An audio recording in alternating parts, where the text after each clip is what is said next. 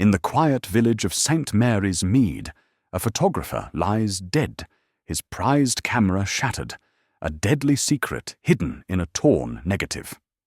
Hercule Poirot unravels a web of envy, blackmail, and betrayal, where a beautiful model hides a scandal, a wealthy client conceals a dark deal, and a bitter rival guards a shameful past. As cyanide's shadow looms and voices whisper in the night, only Poirot's little grey cells can expose the killer before the truth is lost forever. Chapter 1. The Darkroom Discovery.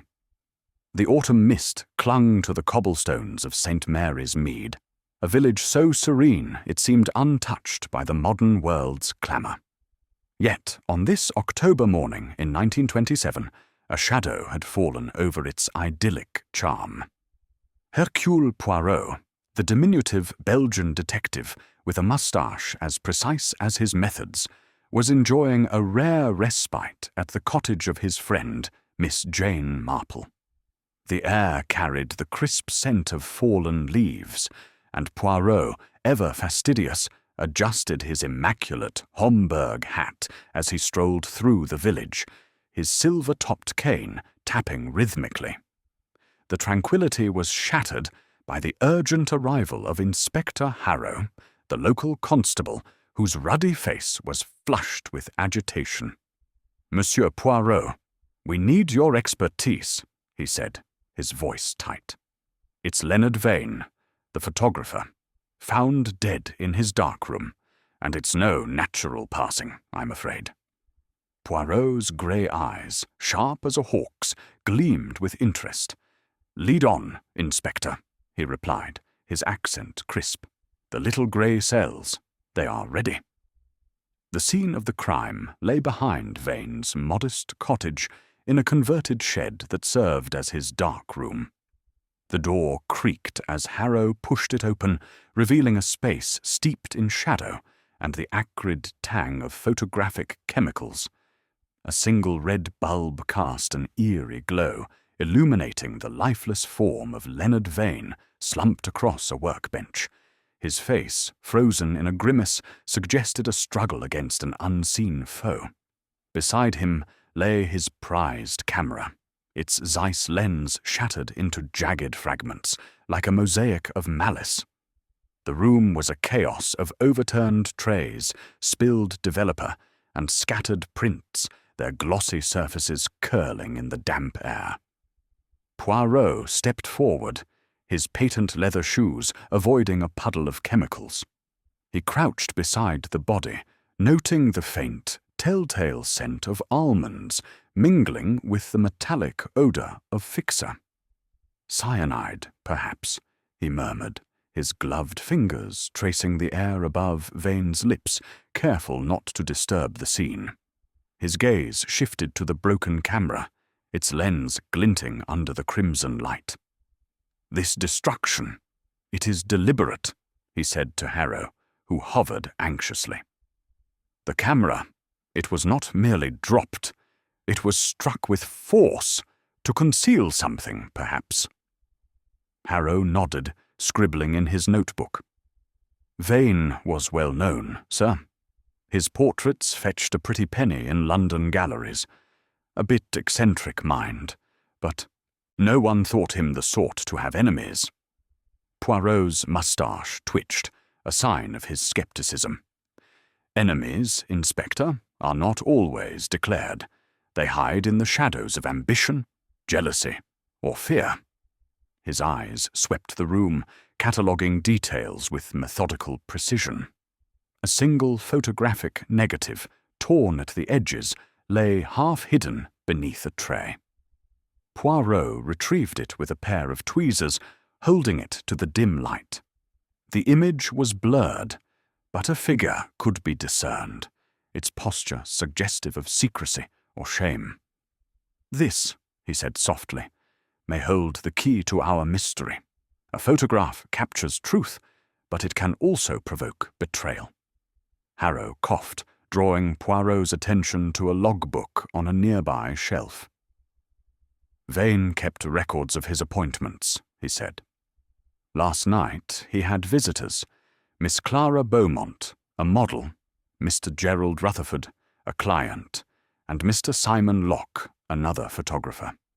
All left before midnight, according to the housekeeper, Mrs. Tuttle. Poirot's lips curved slightly. 3 visitors, each with a motive yet to be uncovered. Tell me, Inspector, what do we know of them? Harrow recounted the basics. Clara, a beauty whose portraits by Vane had sparked her fame. Rutherford, a wealthy landowner with a fiery temper. And Locke, a once celebrated photographer, now eclipsed by Vane's success. Poirot listened, his head tilted, as if arranging the facts into a mental mosaic. "We shall speak with them all," he declared. "But first, the scene must speak. The broken lens, the torn negative, the scent of poison. They tell a story of desperation." As the constable's men arrived to secure the body, Poirot lingered, his gaze lingering on the shattered camera. "Mon Dieu," he whispered, "this is a crime of passion, but not of the heart. It is a passion for concealment, for destroying what the lens has seen." With a final glance at the darkroom's chaos, he stepped into the misty morning, his mind already weaving the threads of suspicion into a tapestry of truth. Chapter 2. The cast of suspects, the mist had thickened over St. Mary's Mead by the time Hercule Poirot returned to the cottage of Miss Jane Marple, his mind a whirl of impressions from the grim scene in Leonard Vane's darkroom. The autumn air was heavy with the scent of damp earth, and the village, so deceptively tranquil, seemed to harbour secrets beneath its quaint facade. Poirot, his Homburg hat tilted just so, tapped his cane thoughtfully as he entered Miss Marple's parlour, where a fire crackled invitingly. The elderly spinster, her knitting needles clicking rhythmically, looked up with a keen gaze that belied her gentle demeanour. "You have the air of a man who has seen death, Monsieur Poirot," she remarked, setting aside her wool. "What have you found in poor Mr. Vane's darkroom?" Poirot settled into a chintz-covered armchair, his small frame upright, his moustache impeccably groomed despite the morning's grim work. "A puzzle, mademoiselle," he replied, his voice carrying the precise cadence of his Belgian heritage. "Leonard Vane, he is dead. Poisoned, I suspect, by cyanide. His camera, a fine instrument, lies shattered, and a negative, torn but revealing, hints at a secret someone wished to obliterate. 3 persons visited him last night, and each, I believe, holds a piece of this mystery." Miss Marple's eyes narrowed, her fingers pausing. 3 visitors, you say? In St. Mary's Mead, such comings and goings are rarely innocent. Pray, tell me more. Poirot inclined his head, appreciating her insight. Inspector Harrow has provided the names. Miss Clara Beaumont, a model, Mr. Gerald Rutherford, a client, and Mr. Simon Locke, a rival in Vane's profession. I shall meet them today, but first I must understand their roles in Vane's life. The darkroom, it speaks of violence and concealment, but the motives, they remain hidden. Miss Marple nodded, her expression one of quiet calculation.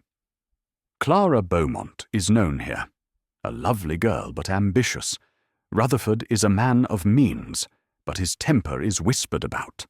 As for Locke, his star has dimmed since Vane's rise. Envy is a powerful spur, Monsieur Poirot. Précisément, Poirot agreed, his grey eyes glinting. Now, I go to meet these suspects, to observe the little details, the glance, the gesture, the lie that betrays. The truth, it is always in the small things. Leaving Miss Marple's cottage, Poirot made his way to the village hall where Inspector Harrow had arranged for the suspects to be interviewed. The hall, a sturdy building of grey stone, was typically reserved for fêtes and meetings, but today it served a graver purpose. Its high windows admitted slivers of pale light, casting long shadows across the wooden floor.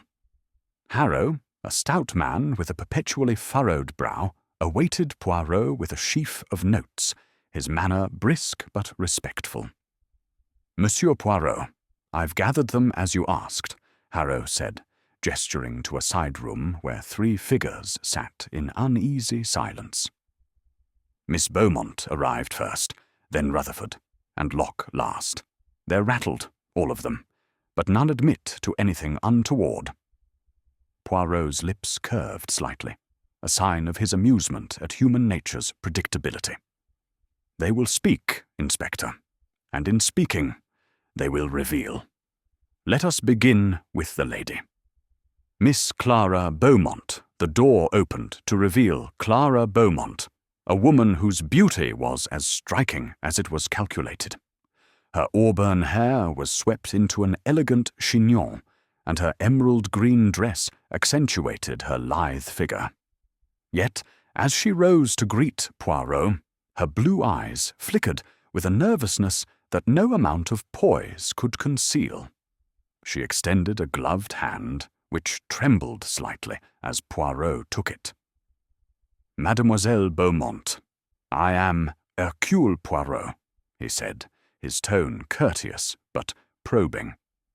"I regret the circumstances of our meeting. You were with Monsieur Vannes last night, oui?" Clara seated herself, smoothing her dress with deliberate care. "Yes, Monsieur Poirot," she replied, her voice low and cultured. "I visited Leonard at his cottage around 7. We discussed a new series of portraits he wished to create. He was insistent on certain artistic choices." Poirot's moustache twitched. "Insistent, you say? Perhaps you disagreed with these choices?" Her cheeks flushed, a delicate pink against her pale skin. "Leonard had a vision for his work, but it was not always mine. He wanted photographs that were bold, provocative. I feared they might harm my reputation. We argued, but it was brief. I left by 8, as Mrs. Tuttle can confirm." Poirot leaned forward, his eyes fixed on hers. "And this argument, mademoiselle, it was heated, perhaps enough to provoke anger." Clara's gaze faltered, dropping to her hands. "I was upset, yes, but I didn't harm him. Leonard was alive when I left. I swear it." Poirot noted the slight tremor in her voice, the way her fingers twisted the edge of her glove. "You are a model, mademoiselle, accustomed to the lens. Tell me, did Monsieur Vane possess photographs that troubled you? Images, perhaps, you wished destroyed?" Her eyes widened, a flash of fear crossing her face before she composed herself. "He had many photographs, Monsieur Poirot. Some I liked, some I did not. But I had no reason to destroy anything." She hesitated, then added, "I found a torn photograph in my flat this morning, one of Leonard's. I burned it. It was personal." Poirot's expression remained inscrutable. "Burned, you say? A curious choice. Why not keep it as a memento of your work together?" "It was not that kind of photograph," she said quickly, then bit her lip, as if regretting her words. Poirot made a mental note of her unease, filing it away like a card in his meticulous mind. "Merci, mademoiselle," he said, rising. "We shall speak again. For now you may return to your seat." As Clara departed, Poirot turned to Harrow. "She hides something, Inspector. The burned photograph. It is significant. We must learn its subject. Mr. Gerald Rutherford." The next to enter was Gerald Rutherford, a man whose presence filled the room like a storm cloud. Broad-shouldered and clad in a tweed suit that spoke of wealth, he carried himself with the arrogance of one accustomed to command. His face, weathered by years, and perhaps too much claret was set in a scowl as he sat heavily in the chair opposite Poirot. "Monsieur Rutherford," Poirot began, his tone polite but unyielding. "You commissioned work from Monsieur Van, I understand. A family portrait, perhaps?" Rutherford's eyes, a steely grey, met Poirot's without flinching. "That's right. A portrait for my wife's birthday. Vane was dragging his feet, and I don't take kindly to delays. I went to his cottage last night to press him on it. Arrived at 9, left by 10. He was alive, if that's what you're getting at." Poirot's fingers steepled beneath his chin. "You are a man of impatience, monsieur. Did this impatience lead to a quarrel?" Rutherford's jaw tightened. "I raised my voice, yes." Vane was evasive, muttering about artistic integrity. "I told him to get on with it, or I'd take my business elsewhere. But murder? That's absurd." Poirot's gaze drifted to Rutherford's cuff, where a faint brownish stain caught the light. "You have a mark, monsieur, on your sleeve. Ink, perhaps?" Rutherford glanced down, his expression darkening. "Ink, yes. From my fountain pen? Clumsy of me." "Curious," Poirot said softly. "The stain. It resembles the chemicals of a darkroom. You are certain it is ink?" Rutherford's face reddened, but he held Poirot's gaze. "I said it's ink, and I meant it. I've no knowledge of darkroom nonsense." Poirot nodded, his smile enigmatic. "Of course, monsieur. Tell me, did Monsieur Vane ever show you photographs beyond your commission? Images, perhaps, of a private nature?" Rutherford's hand clenched, the knuckles whitening. "He showed me nothing but sketches for the portrait. If you're implying blackmail or some such rot, you're barking up the wrong tree." "Merci, Monsieur Rutherford," Poirot said, dismissing him with a wave. As the man strode out, Poirot murmured to Harrow, "He is defensive, this one. The stain, it is not ink. We shall see what else he conceals." Mr. Simon Locke, the final suspect, Simon Locke, entered with the air of a man defeated by life. His thin frame was hunched, his dark hair streaked with grey, and his eyes, once sharp with artistic fervour, now held a bitter glint. His suit, though well cut, was threadbare at the cuffs, a stark contrast to Vane's polished success. He sat without being asked, his fingers drumming nervously on the armrest. "Monsieur Locke," Poirot said, his voice smooth as silk, "you are a photographer, like Monsieur Vane. Yet your paths diverged. Tell me, what brought you to his cottage last night?" Locke's lips twisted into a grimace. "I went to discuss a joint exhibition. Vane was riding high, and I thought, foolishly perhaps, that we could collaborate. I arrived at 10:30, stayed perhaps 20 minutes. He was dismissive, as always. I left him to his precious darkroom." Poirot's eyes narrowed. "Dismissive, you say? You resented his success, no? A man such as you, with talent now overshadowed." Locke's fingers stilled, his gaze hardening. "I won't deny it stung. Vane had a knack for stealing the light. Clients, acclaim, everything. But I didn't kill him. I was in my own studio by 11, developing prints." Poirot leaned forward, his voice low.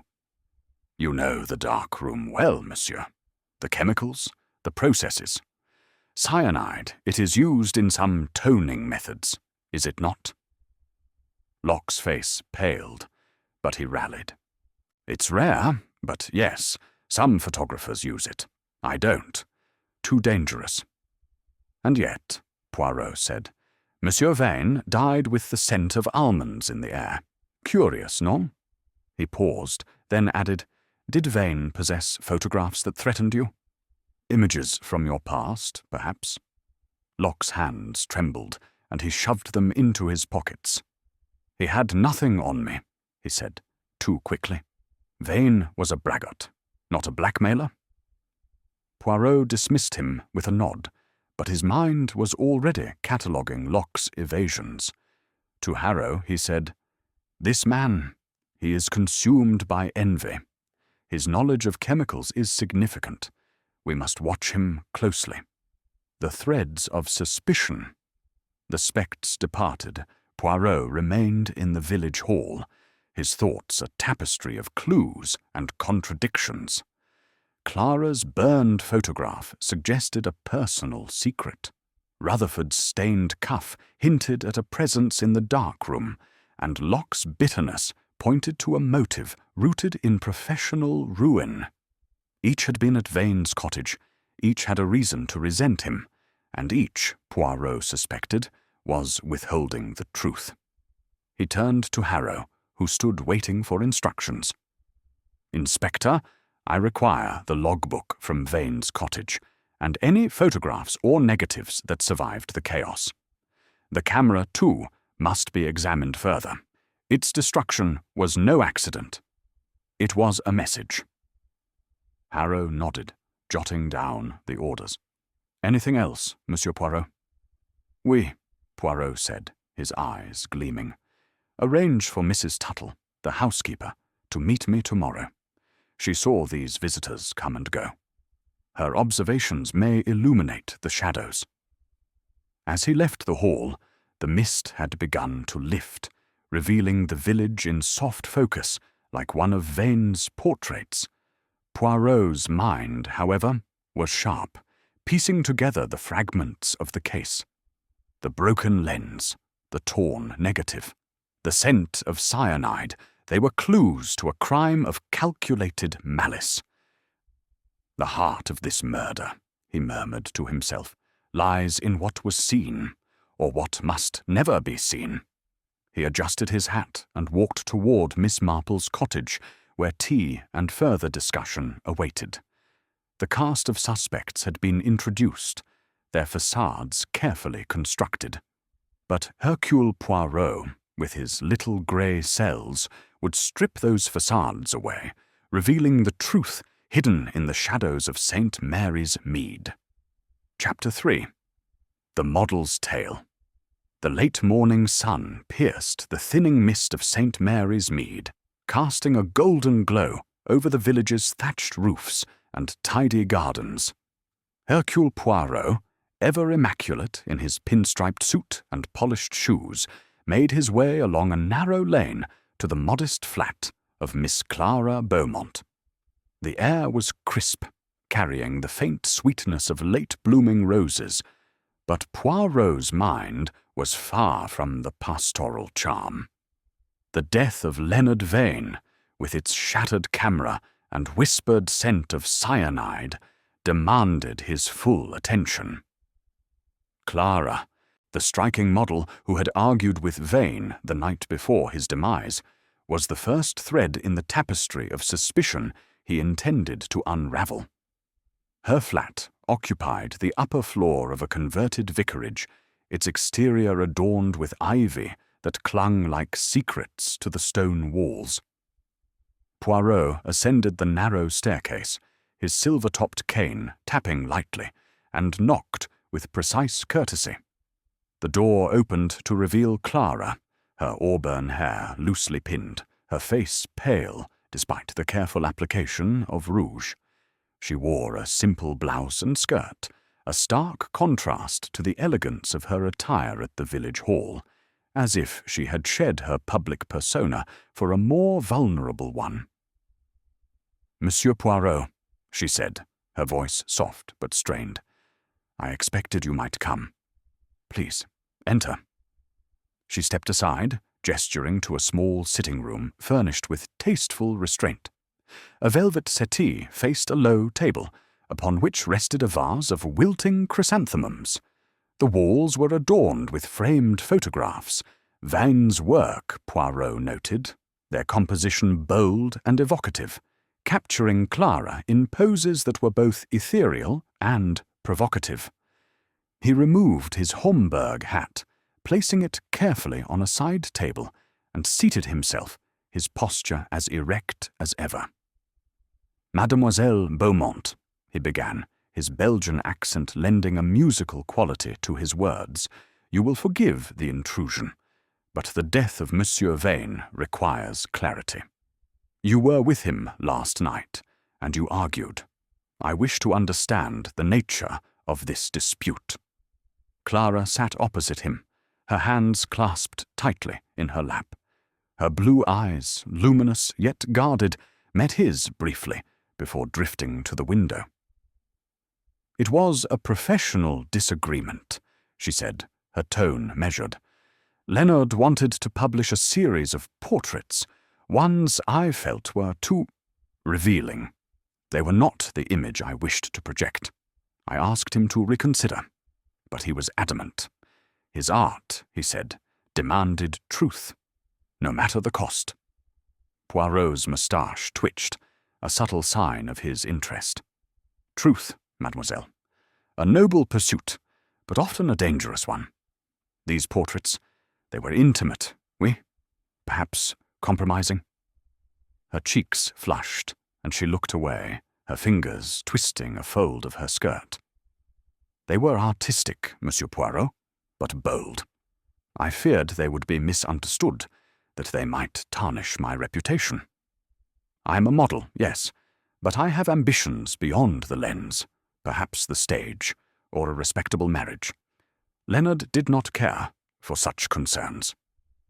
Poirot leaned forward slightly, his grey eyes piercing.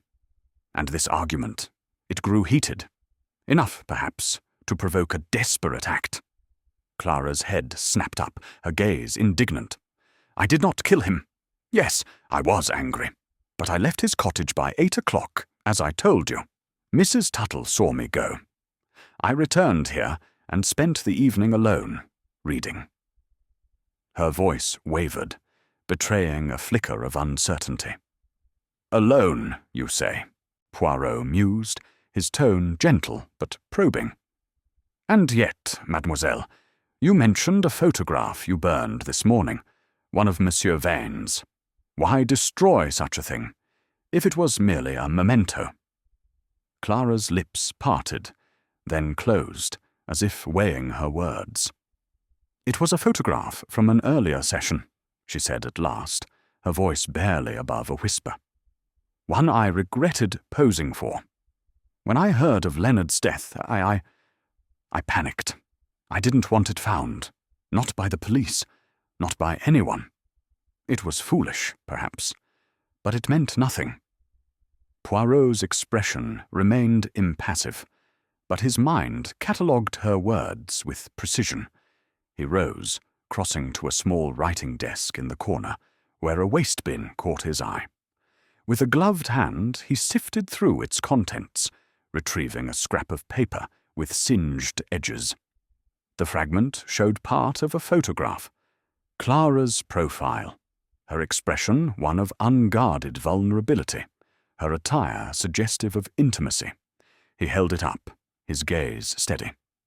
"This, mademoiselle, is what you burned?" he asked, his voice devoid of accusation, but rich with implication. Clara's hand flew to her mouth, her eyes wide with dismay. "Yes," she admitted, her voice trembling. "It was a mistake, a moment of weakness. Leonard convinced me it was art, but I knew it could ruin me. I tore it from his portfolio weeks ago, kept it to remind myself never to be so foolish again. When I heard he was dead, I feared it might be found, linked to me." Poirot placed the fragment back in the waste bin, his movements deliberate. "You feared exposure, mademoiselle, a powerful motive. But tell me, did Monsieur Vane threaten to publish this photograph, despite your objections?" She shook her head vehemently. "No, he promised to keep it private. But I didn't trust him. He was obsessed with his work, with capturing what he called the soul's truth. I begged him to destroy it, but he refused. That was part of our argument last night." Poirot returned to his seat, his fingers steepled beneath his chin. "And yet, You did not destroy the negative, only the print. Curious, no? A negative, it can produce many prints. Did you know where Monsieur Vanet kept his negatives? Clara's brow furrowed, her confusion genuine. No, I never saw his darkroom. He was secretive about his process. I only knew the prints he showed me. Poirot nodded, filing away this detail. One final question, mademoiselle. Did you notice anything unusual at the cottage last night? A sound, a scent, a visitor, perhaps? She hesitated, her eyes darting to the side. There was a faint smell, like almonds when I entered the darkroom to speak with him. I thought it was some chemical he used, and I heard voices outside as I left, men's voices, low and angry, but I couldn't make out who they were. Voices, Poirot repeated, his tone thoughtful. Merci, mademoiselle. You have been most helpful. We shall speak. Again, I am certain. As Clara escorted him to the door, Poirot paused, his gaze lingering on a small photograph on the mantel, a portrait of Clara, serene and classical, unlike the provocative fragment in the waste bin. You are a woman of many faces, mademoiselle, he said softly. But which is the true one? She offered a strained smile, closing the door behind him. Outside, Poirot stood for a moment, the village's quiet beauty a stark contrast to the turmoil in his mind. Clara's tale was plausible, her fear of scandal genuine, but her actions, the burned photograph, the hurried explanation, suggested a deeper secret. The almond scent she mentioned corroborated his suspicion of cyanide, and the voices she heard hinted at another presence at the cottage.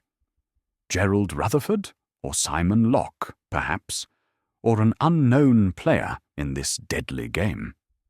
He adjusted his hat, his little grey cells whirring with possibilities. Clara's ambition and vulnerability made her a compelling figure, but her alibi, if confirmed by Mrs. Tuttle, might clear her of murder.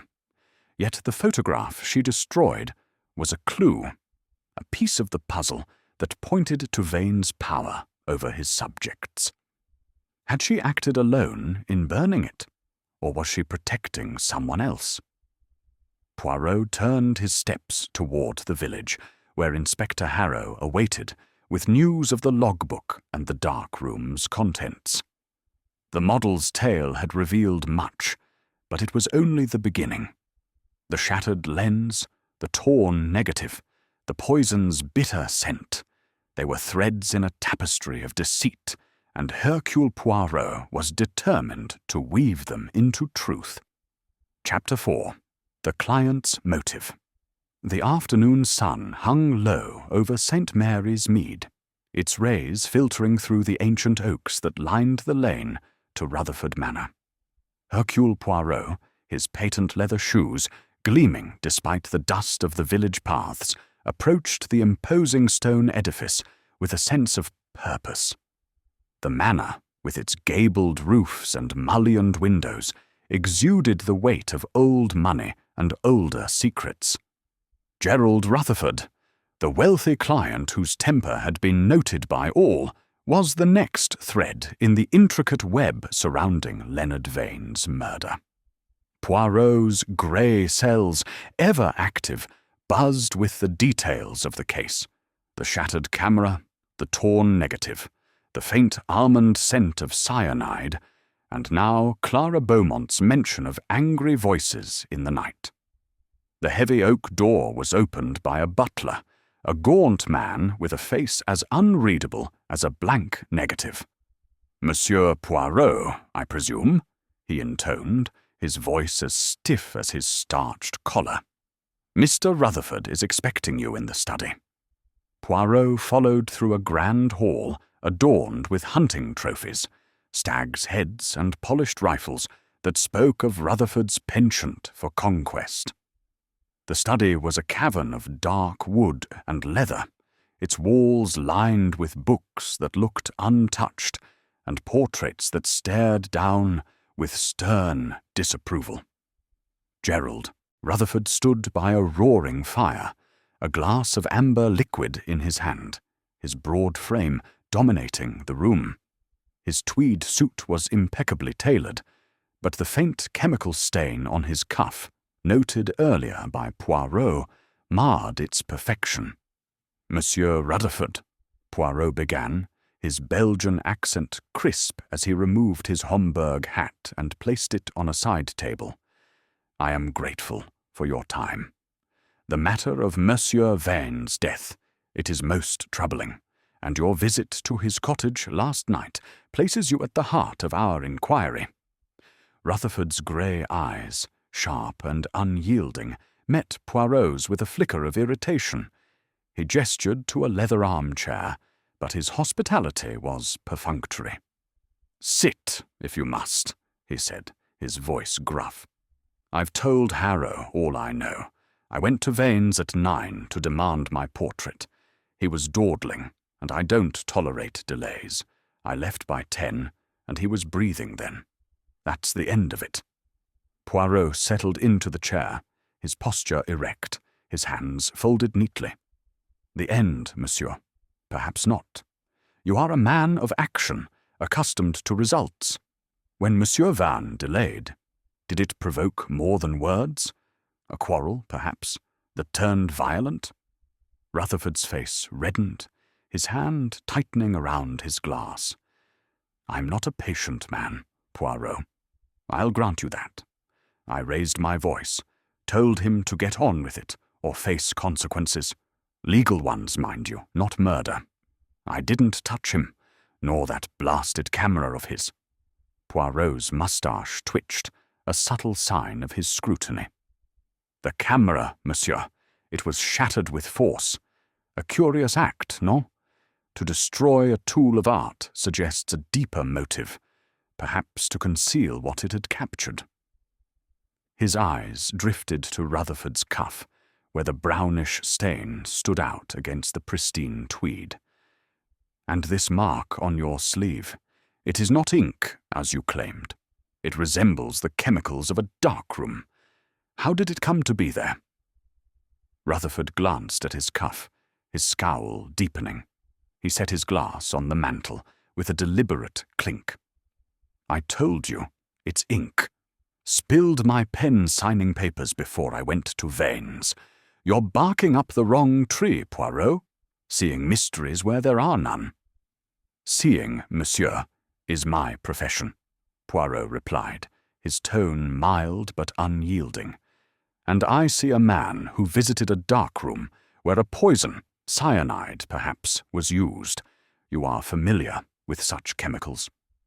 Rutherford's laugh was harsh, devoid of humour. "Photography's not my game. I hunt, I manage estates, I pay for portraits. Vane's chemicals were his affair, not mine." Poirot leaned forward, his grey eyes piercing. "And yet you were anxious for this portrait. A gift for Madame Rutherford, I understand. But was there more? Did Monsieur Vane possess images that concerned you? Photographs, perhaps, that you wished never to see the light?" Rutherford's jaw clenched, his knuckles whitening as he gripped the mantle. "Vane was a photographer, nothing more. He showed me sketches for the portrait. My wife, my children, nothing else. If you're hinting at blackmail, you're mistaken. I'd have wrung his neck myself if he'd tried." "An interesting choice of words, monsieur," Poirot said softly, "for a man whose neck was not wrung, but poisoned." He paused, observing Rutherford's rigid posture. "Tell me, did you notice anything unusual at the cottage? A scent, perhaps, or voices, as Mademoiselle Beaumont described?" Rutherford hesitated, his eyes narrowing. "Voices? No, I heard nothing but Vane's excuses. As for smells, that darkroom reeked of chemicals, sharp, bitter stuff. I didn't linger to catalogue it." Poirot nodded, his expression enigmatic. One final matter, monsieur. Your visit was at 9, you say, and you left by 10. Did you see another visitor? Monsieur Locke, perhaps, who arrived later. Rutherford shook his head curtly. I saw no one. The cottage was quiet when I left, save for Vane muttering to himself. If Locke was there, he came after me. Merci, Monsieur Rutherford, Poirot said, rising with a graceful nod. You have been most forthcoming. We shall speak again, I'm certain. As Rutherford escorted him to the door, Poirot's gaze lingered on a portrait above the mantel, a formal study of the Rutherford family, not Vane's work, but an older piece, its subjects stiff and unsmiling. The contrast with Vane's vibrant, provocative style was striking. Did Rutherford fear a new portrait that revealed too much, or was his impatience merely a mask for a darker purpose? Outside, the sun had dipped lower, casting long shadows across the manor's lawn. Poirot adjusted his hat, his mind sifting through Rutherford's words. The man's temper was evident, his denial of the chemical stain unconvincing. The portrait, so urgently demanded, suggested a need for control, perhaps over Vane's lens and what it might expose. The absence of voices, contrary to Clara's account, was curious. Either Rutherford was deaf to them, or he chose to conceal their presence. Poirot made his way back to the village, where Inspector Harrow had promised to deliver Vane's logbook and the remnants of the Darkroom's contents. The client's motive, he mused, was tied to more than a delayed portrait. The stain on Rutherford's cuff, the possibility of blackmail, the cyanide's bitter scent. These were clues to a man who might act to protect his name, his wealth, or his secrets. But was he the destroyer of the camera, or merely a player in a larger game? As he passed the village green, Poirot's thoughts turned to Simon Locke, the rival whose envy burned as brightly as Rutherford's temper. The threads of suspicion were tightening, but the pattern remained elusive. The truth, Poirot murmured to himself. It lies in the details, the stain, the scent, the shadow of what was seen. With his little grey cells in full motion, he resolved to confront Locke next, determined to uncover the next piece of the puzzle in the mystery of the shattered lens. Chapter 5. The rival's envy, the twilight, settled over St. Mary's Mead like a velvet curtain, softening the edges of the village's quaint cottages and casting long shadows across its winding lanes. Hercule Poirot, his patent leather shoes clicking softly on the cobblestones, approached the modest studio of Simon Locke, the rival photographer whose faded star stood in stark contrast to Leonard Vane's luminous success. The air was cool, tinged with the scent of wood smoke, but Poirot's mind burned with the details of the case, the shattered camera, the torn negative, the cyanide's almond-like whisper, and the conflicting accounts of Clara Beaumont and Gerald Rutherford. Locke, the last of the trio who visited Vane's cottage on the night of his death, was a man whose bitterness might hold the key to the mystery. The studio, tucked behind a grocer's shop, was a narrow building with peeling paint and a sign that read "Locke's Portraits" in faded gilt. Its windows were dim, the curtains drawn, giving the impression of a place that had surrendered to neglect. Poirot knocked sharply, his silver-topped cane resting lightly in his gloved hand. The door creaked open, revealing Simon Locke, his gaunt frame stooped, his dark eyes hollow, with a weariness that spoke of more than sleepless nights. His shirt was rumpled, his hair streaked with grey, and his hands bore the faint stains of photographic chemicals, a detail Poirot noted with keen interest. Monsieur Locke, Poirot said, his Belgian accent precise as he removed his Homburg hat, I am Hercule Poirot, come to discuss the unfortunate demise of Monsieur Van. May I enter? Locke hesitated, his gaze flickering with suspicion, but he stepped aside. Come in, then, he muttered, his voice low and edged with resentment. Though I've little to say that'll help you. The studio's interior was a study in disarray. Tripods leaned precariously against walls cluttered with outdated equipment, and a table held trays of developing chemicals, their surfaces crusted with use. A single electric lamp cast a harsh light, illuminating a stack of photographs. Vane's work, Poirot observed, their edges defaced with angry slashes of ink. The air carried a faint chemical tang, not unlike the darkroom where Vane had met his end. Poirot seated himself on a rickety chair, his posture impeccable despite the surroundings. Monsieur Locke, he began, his grey eyes fixed on the man's restless hands, you visited Monsieur Van last night, between 10:30 and 11, oui? A late hour for a professional call. What was the purpose of this visit? Locke leaned against a workbench, his arms crossed defensively. I went to propose a collaboration, he said, his tone bitter. Vane was the darling of the galleries, and I thought, stupidly perhaps, that we could share an exhibition. I needed the exposure. He laughed me off, said my work was passé. I left him to his arrogance and went back to my own darkroom. Poirot's moustache twitched, a subtle sign of his scrutiny. Passé, he called you? A cruel word for a man of your experience. You were once celebrated, no? Before Monsieur Van eclipsed your star. Such a reversal, it must provoke resentment? Locke's eyes flashed, his thin lips curling into a sneer. Resentment?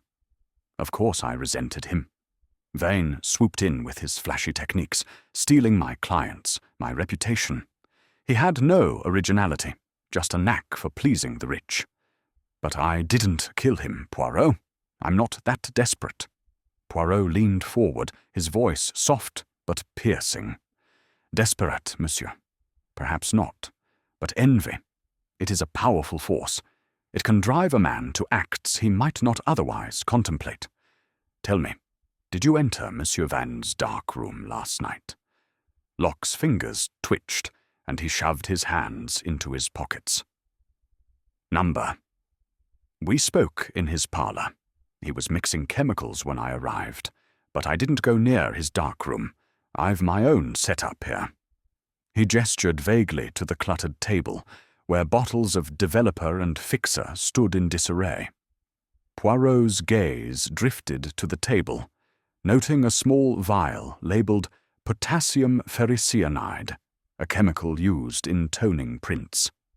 His mind flickered to the almond-like scent in Vane's darkroom.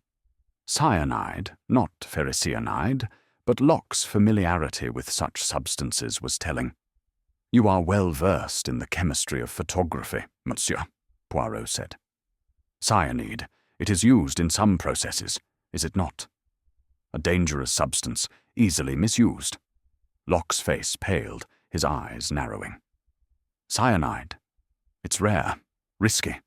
I don't use it. Never have. Vane might have, the fool, experimenting with old techniques. If he poisoned himself, it's his own doing. Poirot's smile was enigmatic. Poisoned himself? An interesting theory, but the shattered camera suggests otherwise. Someone wished to destroy what it had captured. Did Monsieur Van possess photographs that threatened you? Images, perhaps, from your past? Locke's hands emerged from his pockets, clenching into fists.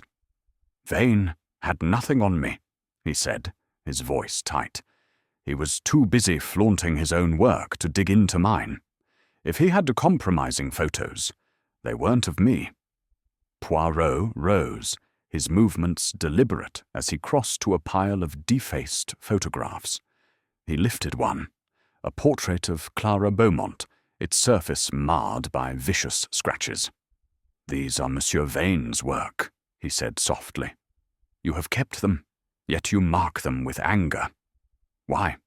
Locke's jaw tightened. "They're a reminder of what he took from me. Every print of his was a nail in my coffin. I kept them to study his technique, nothing more." "Study? Or resent?" Poirot asked, his tone gentle but unrelenting. "Your visit to Vane, it wasn't merely about collaboration. You feared him, non? Feared what his lens might reveal?" Locke turned away, his shoulders hunching. "I feared nothing. Vane was a braggart, not a threat. I left him alive, Poirot. Check with Mrs. Tuttle. She saw me go." Poirot nodded, his eyes lingering on the defaced photographs. "One final question, monsieur. Did you hear voices outside Vane's cottage as you left? Or perhaps notice a scent, like almonds in the air?" Locke hesitated, his gaze flickering to the floor. "No voices," he said slowly. "But the air, it was sharp, chemical. I thought it was just the darkroom. I didn't linger." "Merci, Monsieur Locke," Poirot said, retrieving his hat. "You have given me much to consider. We shall meet again, I'm certain." As he stepped into the gathering dusk, Poirot's mind churned with impressions. Locke's envy was palpable, a smouldering fire that could flare into violence. His knowledge of photographic chemicals, coupled with the defaced prints, painted a picture of a man consumed by rivalry. The absence of voices, contradicting Clara's account, suggested either selective memory or deliberate omission, and the chemical stain on his hands, faint but present, linked him to the dark room's deadly atmosphere. Poirot made his way back to Miss Marple's cottage, where a warm fire and her sharp insights awaited. The rival's envy was a potent motive, but was it enough to shatter a camera and end a life? The torn negative, the cyanide's scent, the angry voices in the night. These were pieces of a puzzle that Poirot's little grey cells were determined to assemble. "The lens sees all," he murmured, adjusting his hat. "But it is the heart that betrays." Chapter 6. The Broken Camera. The evening had draped St. Mary's Mead in a soft indigo veil, the village lanterns casting pools of light that flickered like hesitant truths. Hercule Poirot, his overcoat buttoned against the autumn chill, stood once more in the shadowed confines of Leonard Vane's darkroom, summoned by Inspector Harrow to examine new findings. The air was heavy with the lingering tang of chemicals, and the red bulb above cast an eerie glow, transforming the shed into a stage for tragedy. Poirot's grey eyes, sharp as ever, surveyed the scene where Vane had met his end. The overturned trays, the scattered prints, and most crucially, the shattered camera that lay at the heart of the mystery. His little grey cells hummed with the weight of the case. Clara's burned photograph, Rutherford's stained cuff, Locke's envious rage, and the ever-present hint of cyanide. Inspector Harrow, his face etched with the strain of a long day, stood by the workbench, holding a small evidence bag. "Monsieur Poirot," he said, his voice low, "we've recovered more from the debris. The logbooks intact, and we found this." He held up the bag, revealing fragments of glass and metal, pieces of Vane's Zeiss lens, their edges jagged as if struck with malice. Poirot took the bag, his gloved fingers turning it carefully under the dim light. "Mon Dieu," he murmured, "this camera, it was not merely broken. It was destroyed with intent. The lens, it is the eye of the photographer, non? To shatter it is to blind the truth." He set the bag down and moved to the workbench, where Vane's body had been found, now removed to the morgue.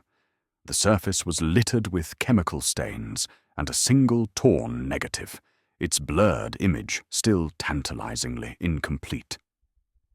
"Inspector," Poirot said, his tone precise, "this negative, it is the same we found yesterday.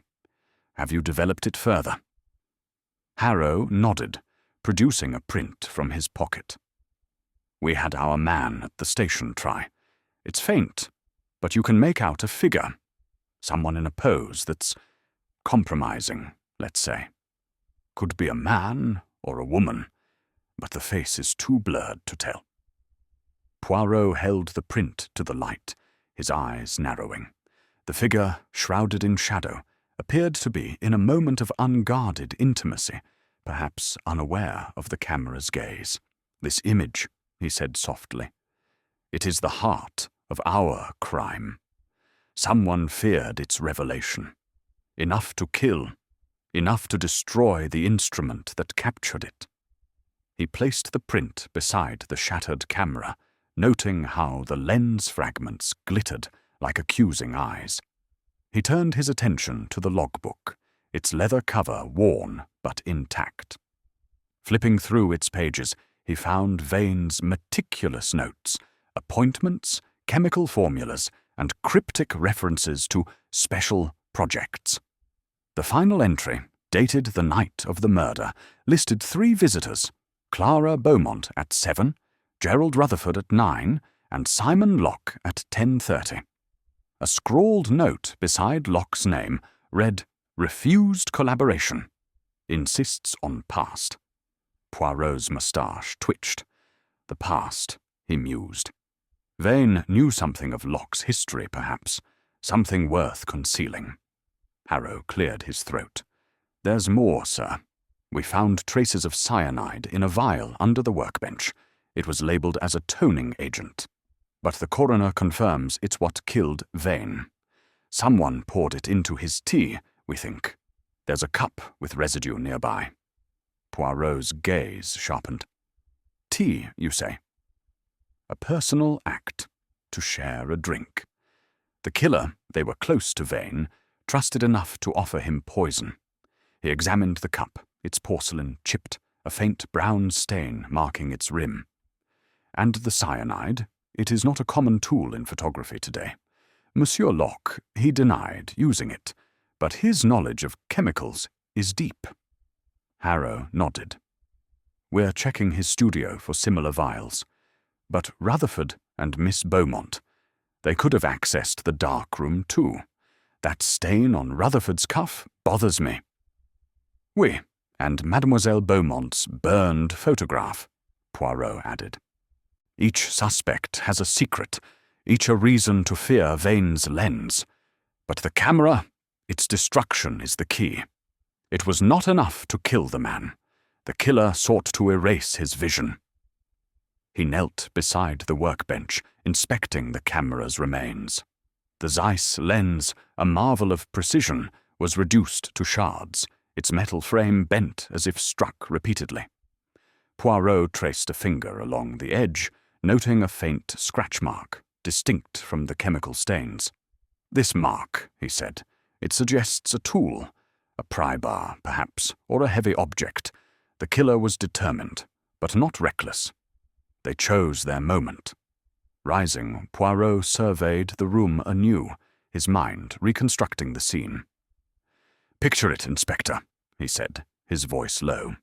"Vane is here, working late, perhaps developing this very negative.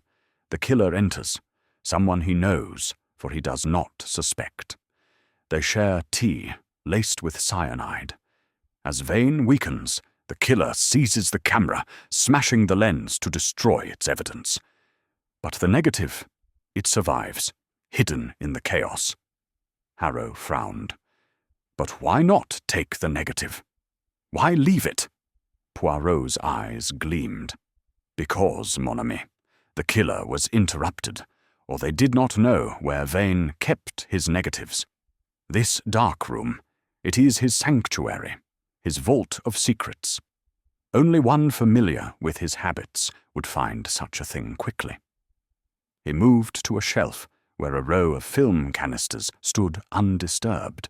Opening one, he found it empty, but another held a tightly rolled negative, its surface unmarred. "This," he said, holding it up, "we must develop with care. It may reveal what the killer sought to hide." Harrow scratched his head. "You think it's connected to that blurred figure?" "Précisément," Poirot replied. "The photograph is the motive, the camera its witness. We must learn who this figure is. Clara, Rutherford, Locke, or another entirely. And we must speak to Mrs. Tuttle, the housekeeper. Her observations of that night may clarify the timeline." As they prepared to leave, Poirot paused, his gaze lingering on the shattered camera. "This act of destruction," he said softly, "it is not merely anger. It is fear. Fear of exposure, of a truth too dangerous to be seen. The killer, they are among our suspects, but they are cunning. We must be more so." Stepping into the night, Poirot adjusted his hat, the village's quiet beauty, a stark contrast to the violence of the darkroom. The broken camera was a symbol, a message from the killer, but it was also a mistake. "The lens is shattered," he murmured, "but the truth, it remains, and Hercule Poirot will find it." Chapter 7. Miss Marple's insight the night had settled over St. Mary's Mead with a quiet that seemed almost conspiratorial, as if the village itself guarded the secrets of Leonard Vane's murder. Hercule Poirot, his overcoat warding off the evening chill, made his way to Miss Jane Marple's cottage, where the glow of lamplight spilled through lace-curtained windows. The scent of lavender and wood smoke greeted him as he stepped inside, a stark contrast to the chemical tang of Vane's darkroom. His mind was a whirl of clues: the shattered camera, the torn negative with its blurred figure, the cyanide-laced tea, and the conflicting tales of Clara Beaumont, Gerald Rutherford, and Simon Locke.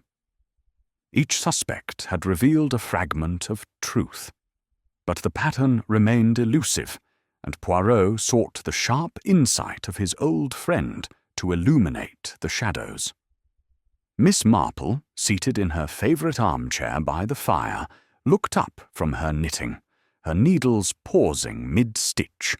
Her eyes, bright behind her spectacles, held a knowing glint that belied her frail appearance. A tray of tea and scones rested on a low table, the porcelain steaming gently in the cosy parlour. "Monsieur Poirot," she said, her voice soft but laced with curiosity, "you have the look of a man wrestling with a puzzle. Come, sit and tell me of this dark business with poor Mr. Vane." Poirot removed his Homburg hat, placing it with care on a sideboard, and settled into a chintz-covered chair. "Mademoiselle Marple," he began, his Belgian accent precise, "you are correct, as always. The death of Leonard Vane is a tapestry of deceit, woven with threads of envy, fear, and hidden truths. I have spoken with the suspects, Clara Beaumont, Gerald Rutherford, and Simon Locke, and examined the scene of the crime. Yet the truth, it dances just beyond my grasp. I seek your perspective, for you see the human heart as clearly as I see the details." Miss Marple's lips curved into a faint smile, her fingers resuming their rhythmic clicking. "You flatter me, Monsieur Poirot, but I am merely an observer of village life. People are much the same, whether in St. Mary's Mead or London. Their secrets betray them in the smallest ways: a glance, a hesitation, a choice of words.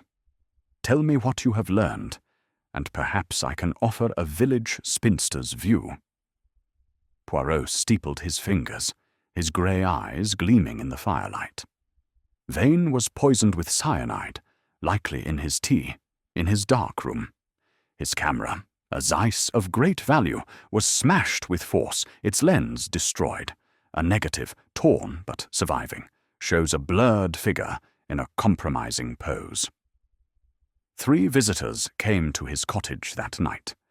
Mademoiselle Beaumont, who burned a provocative photograph she feared would ruin her.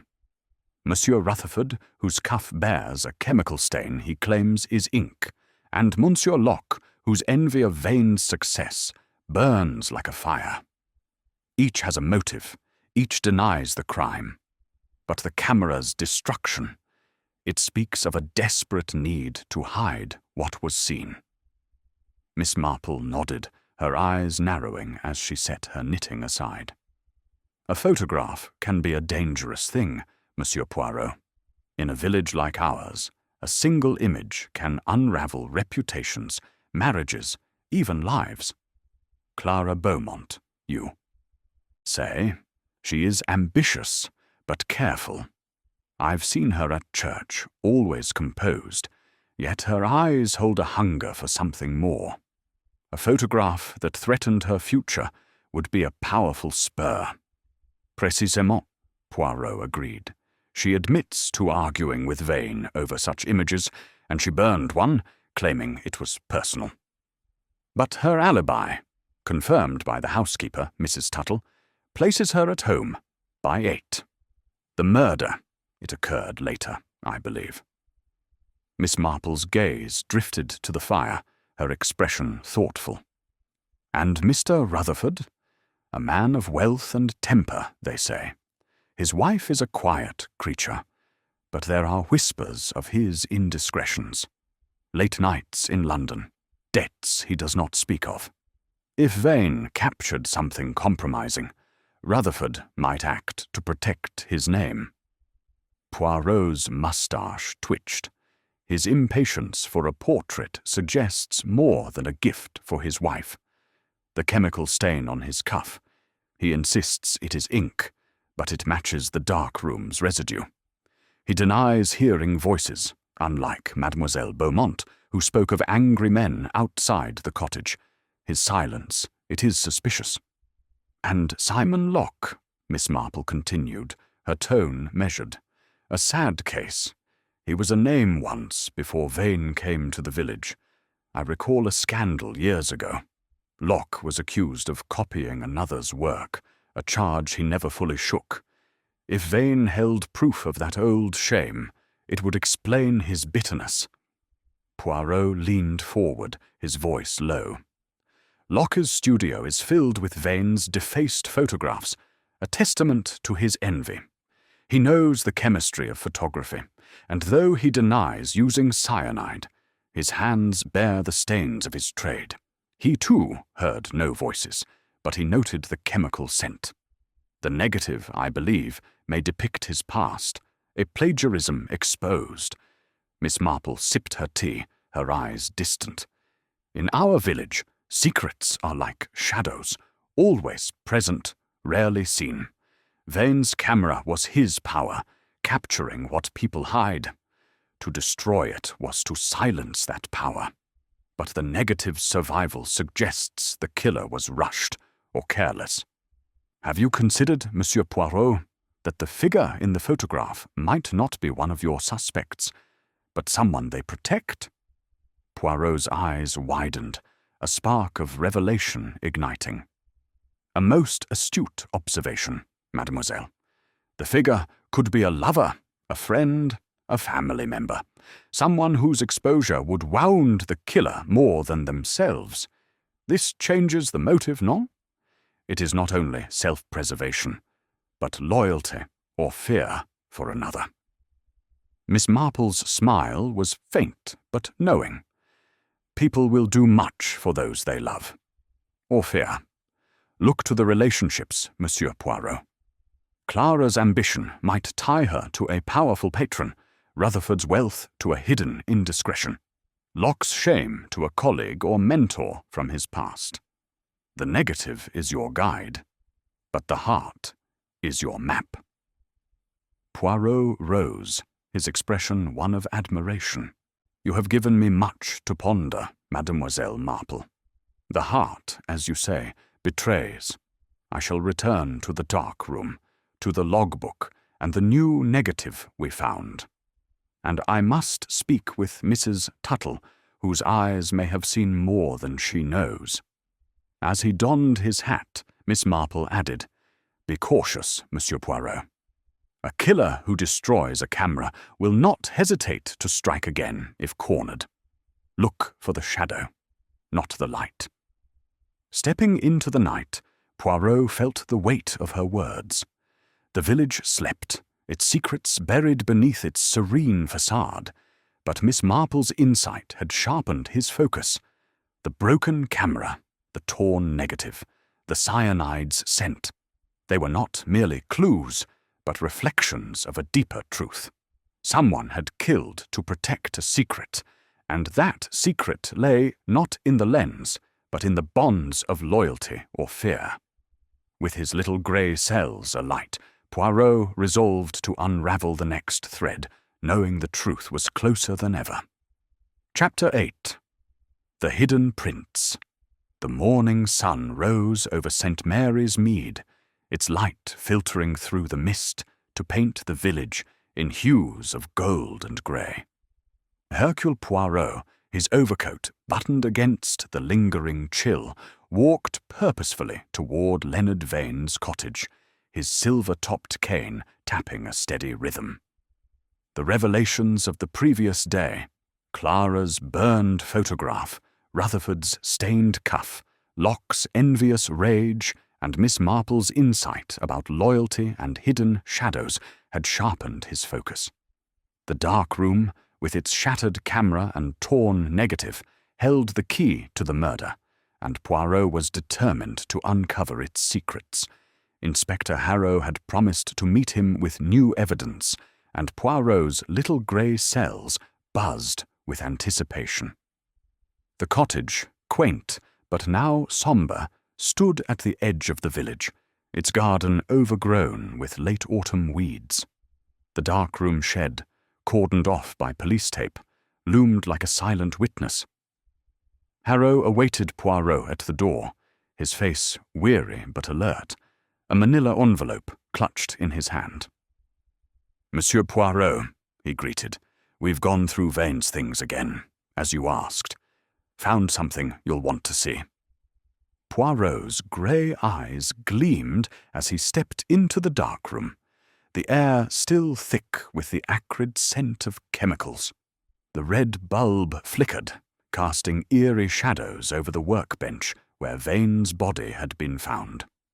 The shattered camera remained, its Zeiss lens a mosaic of broken dreams, and the torn negative, with its blurred figure, lay preserved in an evidence bag. "Show me, Inspector," Poirot said, his voice crisp with authority. Harrow opened the envelope, revealing a small key and a note. "This was tucked inside the logbook's back cover," he said. "The note says, 'For special prints, second drawer, left.' We checked. There's a locked drawer in Vane's desk in the parlour. Thought you'd want to open it yourself." Poirot's moustache twitched, a sign of his approval. A hidden cache, perhaps. Vane, he was meticulous, non? Let us see what secrets he guarded. They moved to the cottage's parlour, a cosy room with faded wallpaper and a cluttered desk. The second drawer on the left was locked, its brass handle gleaming faintly. Poirot inserted the key, and the lock clicked open with a satisfying snap. Inside, nestled among papers, was a sealed envelope, its edges yellowed but intact. He opened it carefully, revealing a series of photographs, crisp, black and white images that stopped his breath. The photographs depicted Gerald Rutherford, not in the formal pose of a family portrait, but in a clandestine meeting. He stood in a dimly lit alley, his face unmistakable, handing an envelope to a shadowy figure whose features were obscured by a hat. The setting suggested secrecy, perhaps illicit dealings, bribery, blackmail, or worse. Poirot's eyes narrowed as he studied the images. "Mon Dieu," he murmured. "This is no family portrait. This is a secret that could ruin a man." Harrow peered over his shoulder, his brow furrowing. "That's Rutherford, clear as day. Looks like he's up to no good. Could Vane have been blackmailing him?" Poirot nodded slowly, his mind racing. "It is possible, Inspector. Rutherford's urgency for his portrait, his stained cuff, his denial of the Darkroom's chemicals, these suggest he knew of Vane's hold over him. But did he kill to silence it?" He set the photographs down, his gloved fingers lingering on the edges. "We must confront him, but with care. A man such as Rutherford, he does not yield easily." Harrow hesitated, then added, "There's more, sir. We developed that second negative you found yesterday. It's not clear, but it shows a different scene. Not the compromising figure, but a document, like a letter or contract. Couldn't make out the words, but it's odd for Vane to photograph such a thing." Poirot's eyes lit with interest. "A document? This is most intriguing. Vane, he wasn't only an artist, but a keeper of secrets. This negative, it may link to Locke's past or Clara's fears. We must have it analysed further. Perhaps an expert in London can enhance the image." He returned to the darkroom, his gaze sweeping the shelves and trays. A small locked box, overlooked in the initial search, caught his eye, tucked beneath a pile of unused paper. With Harrow's permission, he pried it open, revealing a notebook filled with Vane's handwriting. The entries detailed payments, large sums marked with initials, GR for Rutherford, CB for Clara, and, curiously, SL for Locke. Beside each was a cryptic note for discretion next to Rutherford, for silence next to Clara, and for redemption next to Locke. "This," Poirot said, holding the notebook aloft, "is Vane's ledger of power. He was not merely a photographer, but a manipulator, holding secrets over his subjects. Each of our suspects, they paid him, not for art, but for silence." Harrow's jaw tightened. "Blackmail, then. That gives all three a motive to kill him." "Oui, but the camera's destruction," Poirot countered. "It points to a specific fear. The negative we found, the blurred figure, it is the key. The killer believed it was destroyed with the camera. But they were mistaken. We must learn who this figure is."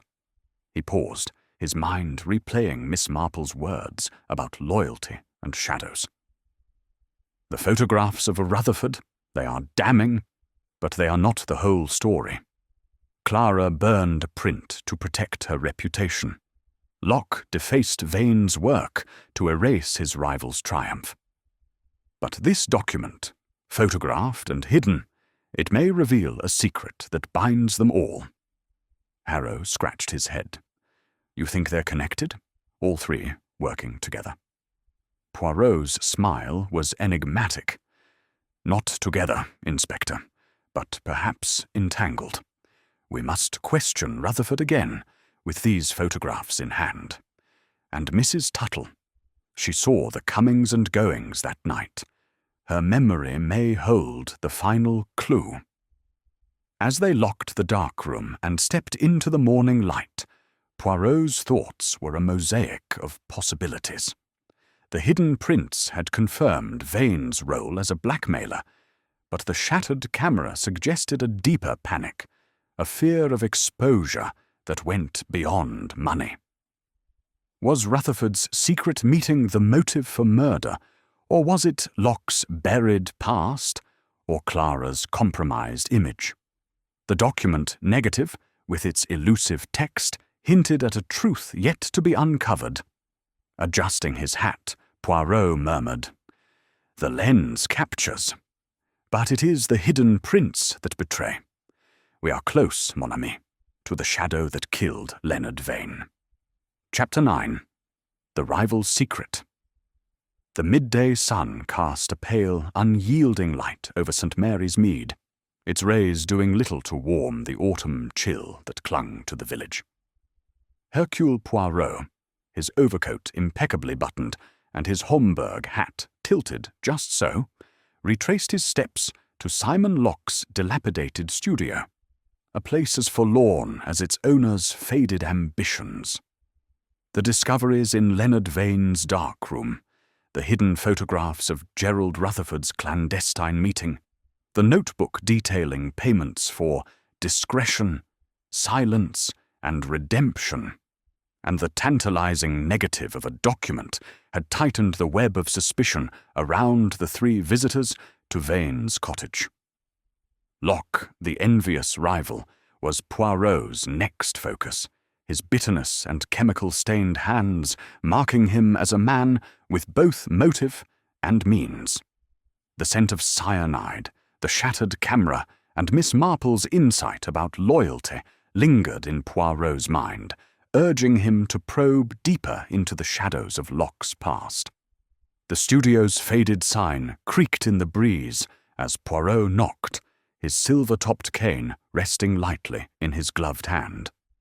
The door opened slowly, revealing Simon Locke, his gaunt face etched with suspicion, his eyes darting like those of a cornered animal. The chemical stains on his fingers were more pronounced today, a silent testament to his trade. "Monsieur Poirot," he said, his voice low and wary. "Back so soon? I've told you all I know." Poirot's smile was courteous, but unyielding. "Monsieur Locke, the truth, it is like a photograph. It develops slowly, revealing details only with time. May I enter? There are matters we must discuss." Locke hesitated, then stepped aside, gesturing to the cluttered interior. The studio was as Poirot remembered, tripods askew, chemical trays crusted with residue, and Vane's defaced photographs stacked in a corner, their scratched surfaces a map of Locke's resentment. A single window admitted a sliver of light, illuminating a workbench where a bottle of potassium ferricyanide stood, its label worn but legible. Poirot's grey eyes noted it, his mind recalling the cyanide that had ended Vane's life.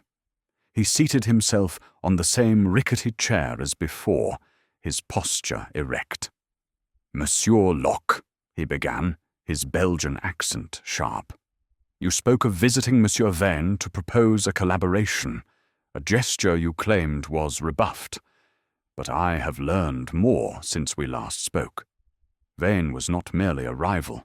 He held power over you, non? A power rooted in your past." Locke's hands twitched, and he crossed his arms, his thin frame tensing. "Power? Vane was a braggart, nothing more. He had no hold over me." Poirot leaned forward, his gaze piercing. "You are too quick to deny, monsieur. I have seen Vane's notebook, detailing payments from you marked for redemption." A curious word, redemption. It suggests a debt, a shame. Years ago, you were accused of plagiarism, oui? A scandal that dimmed your star. Did Vane possess proof of this? Photographs, perhaps, of stolen work? Locke's face drained of colour, his eyes flickering to the defaced photographs. "That's old history," he said, his voice hoarse. "I was cleared of those charges. Vane had nothing, just rumours he liked to stir." Poirot's moustache twitched, a sign of his scepticism. "Rumours, monsieur, or evidence. I have found photographs in Vane's possession, hidden prints, carefully locked away, and a negative, not of a person, but of a document. Could it be a contract, a letter, proof of your past misdeeds? You paid him to keep it silent, did you not?" Locke's hands balled into fists, his knuckles white. "I paid him for prints, nothing more. He was always after money, claiming his work was worth more than I could afford. If he had anything on me, he never showed it. Poirot rose, crossing to the workbench, his gloved fingers brushing the bottle of potassium ferricyanide. You are familiar with the chemistry of photography, monsieur. Cyanide, it is rare in modern processes, but you know its dangers, no? Vane was poisoned, his tea laced with it. And you, with your stained hands, and your late visit to his cottage, you were there when the air carried that fatal almond scent. Locke's eyes widened, a flash of panic crossing his face. I told you, I don't use cyanide. It's too risky. Vane might have been fool enough to keep it, but not me. I was in his parlour, not his darkroom. I left by 11, as Mrs. Tuttle can confirm. Poirot's smile was enigmatic.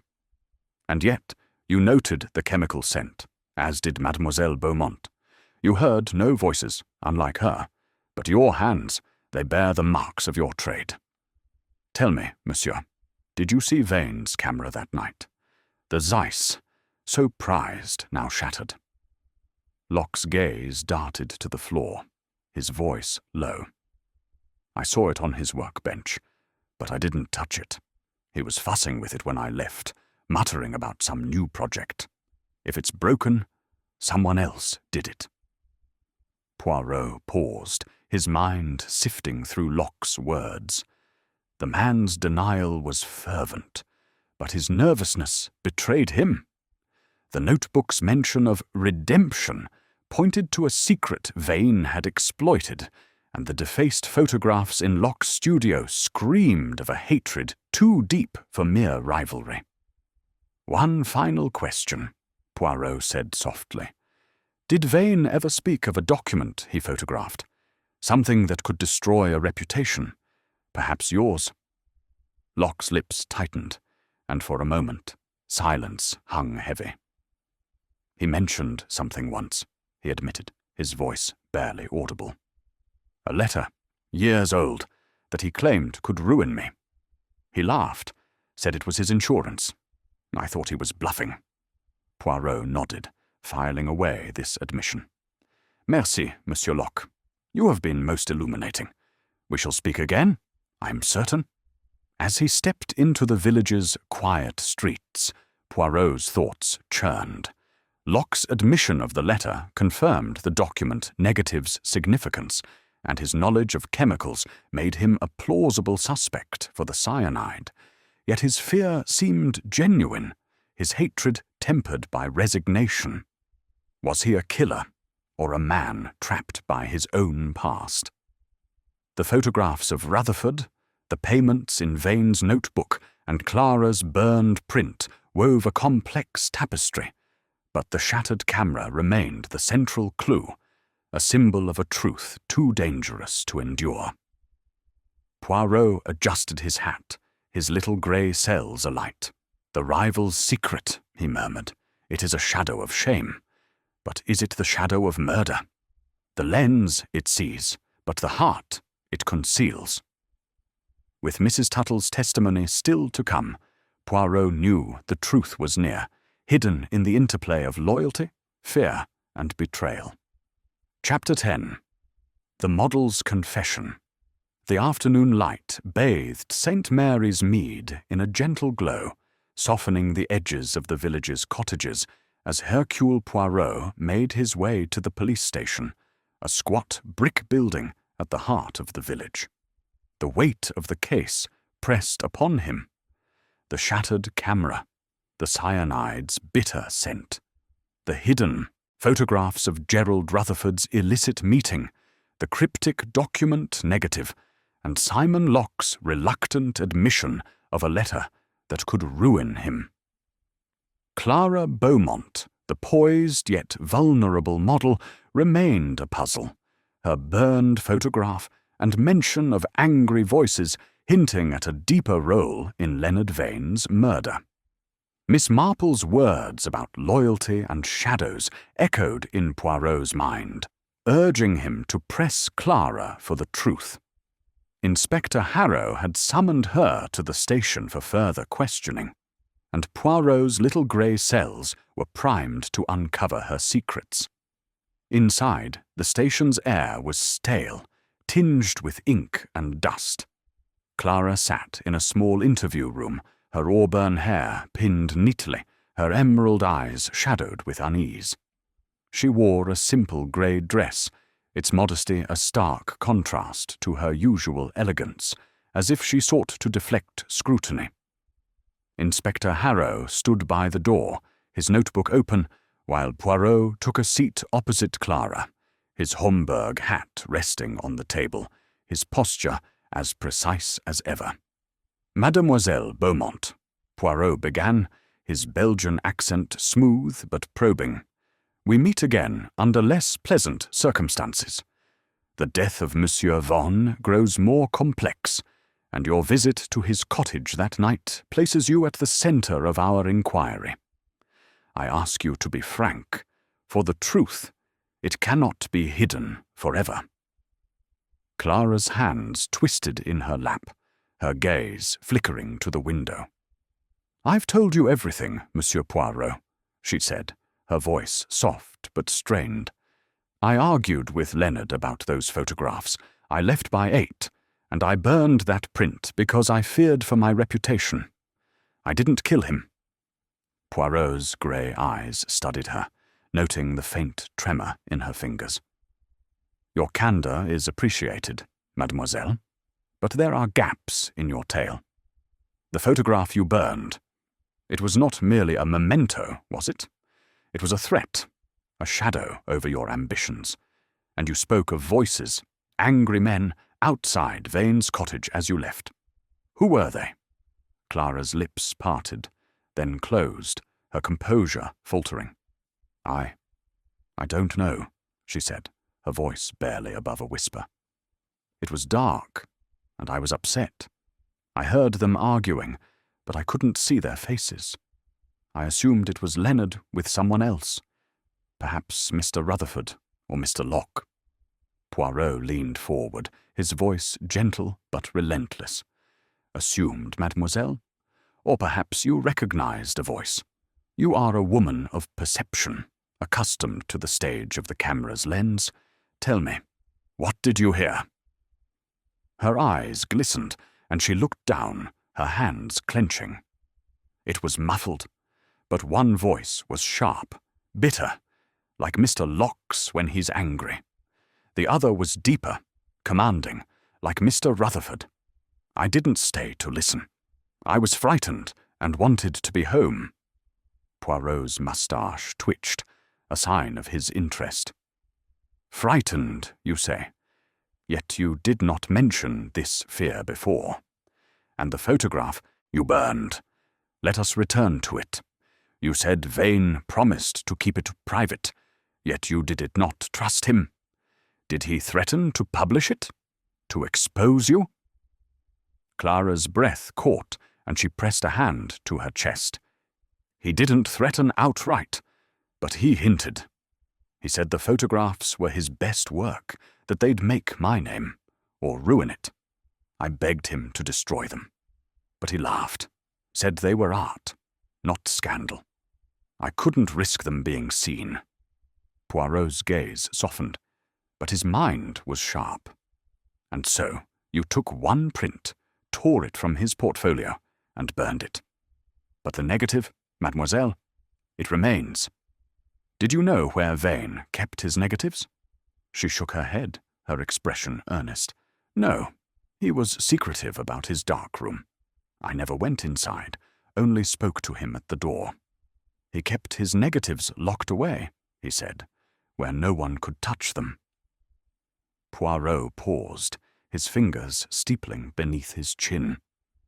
"Yet someone did touch them, mademoiselle. Someone poisoned Vane and shattered his camera to hide what it had captured. You mentioned a scent, like almonds when you entered the darkroom. Cyanide, perhaps. Did you see anyone else that night who might have had access to such a poison?" Clara's eyes widened, a tear escaping down her cheek. No one, I swear. The smell was faint, and I thought it was just his chemicals. I didn't know it was poison until you said so." Her voice broke, and she buried her face in her hands. "I didn't kill him, Monsieur Poirot. I only wanted to protect myself." Poirot exchanged a glance with Harrow, who nodded slightly, confirming Clara's alibi. "Mrs. Tuttle saw you leave at 8, Harrow said, "and your neighbour, Mrs. Finch, heard you moving about your flat all evening. You're not in the clear, Miss Beaumont, but your story holds for now." Poirot rose, his expression one of quiet resolve. "Mademoiselle, your fear is genuine, but your secrets, they linger. The voices you heard, the photograph you burned, they are pieces of a larger truth. If you recall more, you must tell me. The killer, they are still among us." As Clara nodded, wiping her eyes, Poirot retrieved his hat and stepped into the station's corridor with Harrow. "She is truthful, Inspector, but not wholly so," he said softly. "Her fear isn't only for her reputation, but for what she heard, or perhaps who she protects. The voices, they point to Rutherford and Locke, but we need Mrs. Tuttle's testimony to confirm the timeline." Harrow frowned. "You think she's covering for someone?" "Perhaps," Poirot replied, his eyes gleaming. "Miss Marple spoke of loyalty, and Clara's tears suggest a heart burdened by more than her own secrets. We must press on to the housekeeper and the document negative. The truth, it is close, but it hides in the shadows of the heart." As he left the station, the village's serene facade seemed to mock the turmoil within. Clara's confession had illuminated her motives, but the angry voices and the shattered camera pointed to a deeper conspiracy. Poirot adjusted his hat, his little grey cells alight with the challenge. "The lens is broken," he murmured, "but the truth, it will develop." Chapter 11. The Trap. The twilight of St. Mary's Mead cast long, wavering shadows across the village, as if the secrets of its inhabitants were stretching out to meet the approaching night. Hercule Poirot, his overcoat a shield against the evening's chill, stood in the parlour of Leonard Vane's cottage, where Inspector Harrow had gathered the three suspects, Clara Beaumont, Gerald Rutherford, and Simon Locke, for a final confrontation. The room, with its faded wallpaper and cluttered desk, felt heavy with the weight of the unsolved murder. The cyanide-laced tea, the shattered Zeiss camera, the torn negative of a blurred figure, the hidden photographs of Rutherford's illicit meeting, and the cryptic document negative. Clara's tearful confession, Rutherford's stained cuff, Locke's bitter admission of a scandalous past, and Miss Marple's insight about loyalty had woven a tapestry of motives, but the killer's identity remained a shadow. Poirot, his little grey cells at their peak, was ready to lay a trap to expose the truth. The parlour was dimly lit by a single lamp, its glow casting the suspects' faces in stark relief. Clara sat on a velvet settee, her hands clasped tightly, her emerald eyes darting nervously. Rutherford stood by the fireplace, his broad frame tense, his grey eyes smouldering with barely concealed irritation. Locke slouched in a corner chair, his gaunt features etched with defiance, his chemical-stained fingers drumming on the armrest. Harrow stood by the door, his notebook ready, while Poirot took centre stage, his Homburg hat resting on the desk, his silver-topped cane gleaming in the lamplight. "Mesdames et messieurs," Poirot began, his Belgian accent crisp and commanding, "we are gathered to unravel the mystery of Leonard Vane's death. He was poisoned with cyanide, his camera destroyed, his secrets scattered like leaves in the wind. Each of you visited him that night, Each had reason to fear his lens. But only one of you killed him, and tonight Hercule Poirot will reveal the truth. Clara's breath caught, her hands trembling. Rutherford's jaw tightened, his fingers gripping the mantle. Locke's drumming ceased, his eyes narrowing. Poirot paced slowly, his gaze sweeping over them like a lens capturing every detail. "Let us begin with the scene," he said, his voice steady. Vane was in his darkroom, developing a negative, a blurred figure, compromising, dangerous. Someone entered, offered him tea laced with cyanide, and as he weakened, smashed his camera to destroy its evidence. But the negative survived, hidden in the chaos. Why? Because the killer was interrupted, or they did not know Vane's habits. He turned to Clara, his eyes gentle but piercing. "Mademoiselle Beaumont, you argued with Vane over photographs that threatened your ambitions. You burned one, fearing exposure, and heard angry voices as you left at 8. Your alibi holds, confirmed by Mrs. Tuttle and your neighbour.